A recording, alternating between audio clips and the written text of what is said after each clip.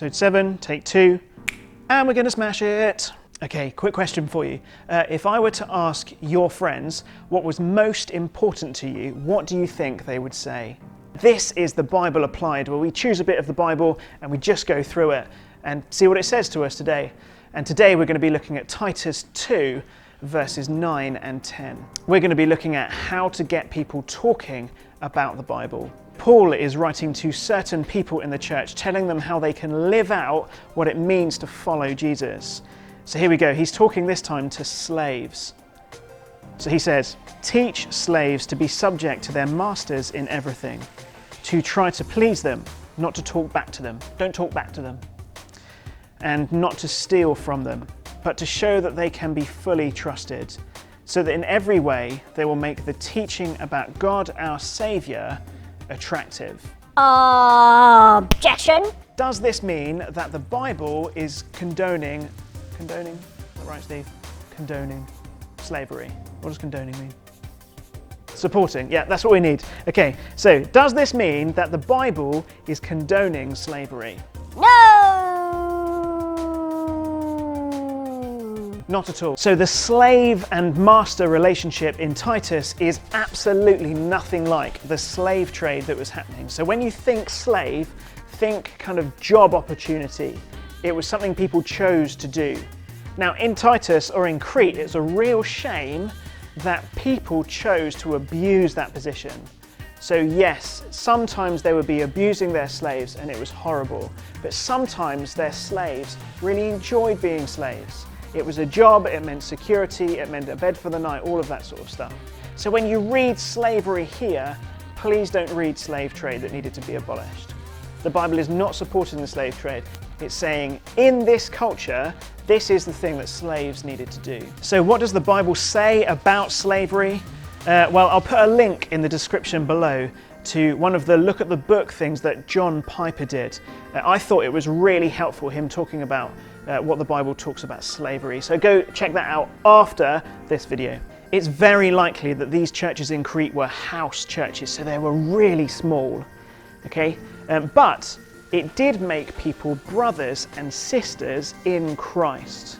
So they were equal. Now, how does that work with slaves and masters? Paul is asking the slaves in Crete to work for a different reward.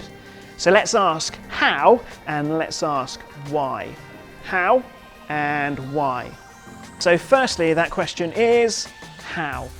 How are these slaves to live? Slaves were to basically honor their masters. They had to not talk back to them or steal from them. I imagine that was probably something that was going on in Crete at the time. They needed to be fully trusted. Now that'd be amazing, wouldn't it, to have someone who was working for you who could be fully trusted. Imagine that you had your mobile phone, right, and you needed to leave it with a friend for a couple of hours. Now you wouldn't just leave that with anyone, right? You would leave that with a friend that you could trust. Not everyone looking at everything on my phone. Trust is something that is earned, isn't it? It's not something that is a right, it's something that is earned. And how were the slaves supposed to be trusted? They were supposed to be trusted with a little, and then that would show that they could be trusted with a lot. Trust is earned, isn't it? Trust is earned when you have the choice of choosing yourself over someone else, and you choose not to do it. That means that you are trustworthy. Paul here is saying to the slaves, honor your masters. Just honor them, be trusted, show that you can be like Jesus Christ as you are being a slave. Now, secondly, we need to look at why. Why should these slaves do this? What is the reward for this?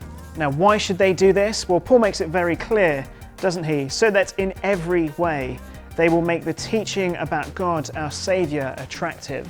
Every way. Did you notice that? It wasn't some ways, it was in every single way. The slave's whole purpose in life was to make the teaching about God, our Saviour, attractive. These slaves were to dress up the good news of Jesus with great actions. They had to be trustworthy. And that was going to be an amazing thing for people, again, to be asking, why? Why are you trustworthy? The focus was on Jesus Christ. Make the teaching about God, our Saviour, attractive in every way. So, do you ever think that what you do has an effect on how other people look at Jesus? Do you ever think about that? I want to quickly tell you about a girl called Lucy. Now, Lucy was an introvert, okay? She was quite quiet. She was the, you know when you're out with a group of friends and there's one person that's got a camera? She was that person. She was the photographer of the group. She'd be quite happy just sitting behind the camera and taking pictures of everyone else having fun. It's a lot like Steve. Steve's the photographer of a group. None of Lucy's friends were Christians, so she was kind of on her own on that, but her friends were all right with it. They didn't really care. But one of the louder members of Lucy's friendship group suddenly stopped coming to things. Now, she was fine online and kind of uploading stuff and everything was okay, but really she wasn't turning up to stuff. Now, Lucy didn't know why. She couldn't get in contact with this person. So what Lucy did was one day after school, she went round and knocked on the door of this friend. Now, no one answered. So what she did was she quickly wrote out a letter and then popped it through the door, just to say, hey, I'm thinking of you. I hope you're doing okay. Now, the next day she went round and she posted through another letter just saying, hey, I bought these for you. And she put through some sweets through the door. And she did this for a week. She didn't hear anything, but she kept going because she knew that if she was going through something, that her friends would need to be there. So what she was trying to do was she was trying to dress up the good news of Jesus Christ with good actions. When she went over her friend's house the next day, actually her friend met her at the door. It didn't take Lucy long to realise that this family had just endured a really tragic death, that the dad had died in a car crash. It was a horrible thing for them to have to go through. But for the first time, Lucy's friend started to ask her what motivated her to reach out. Why was she such a good friend? And Lucy helped her friend go through this, but while doing that, she was explaining that it was all about her faith. That she wanted to be a good friend because God has been a good friend to her. That shows us that positive actions make the teaching about God attractive. And that leads us to application. So for this, there's a positive application, there's a negative application, and then a don't worry. Okay? So positive application. If your friends asked you what was the most important thing to you, what do you think they would say?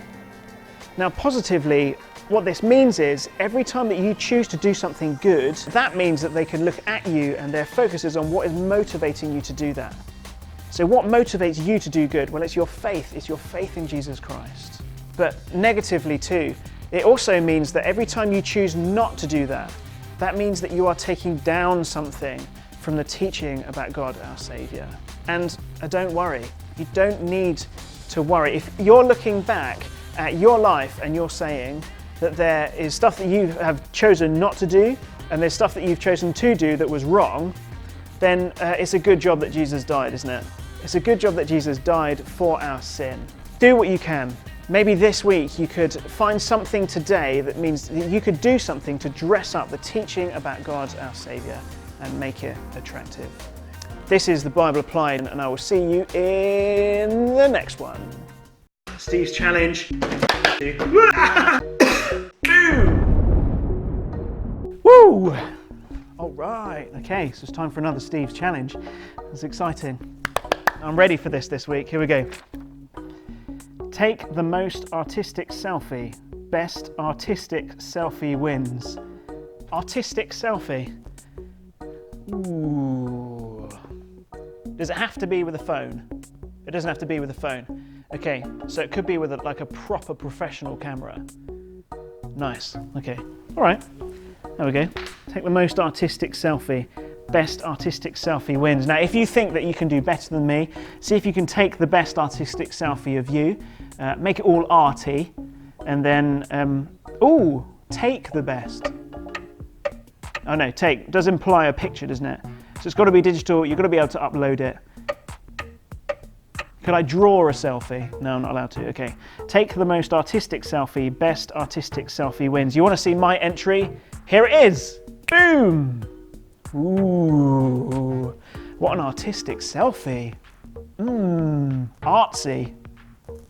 Good, well if you think you can do any better than that, then see if you can get onto the group, upload your picture and see how many, well, just see if you've got the most artistic selfie. You can see what everyone else has done as well. Get involved. All right, I will see you for the next video.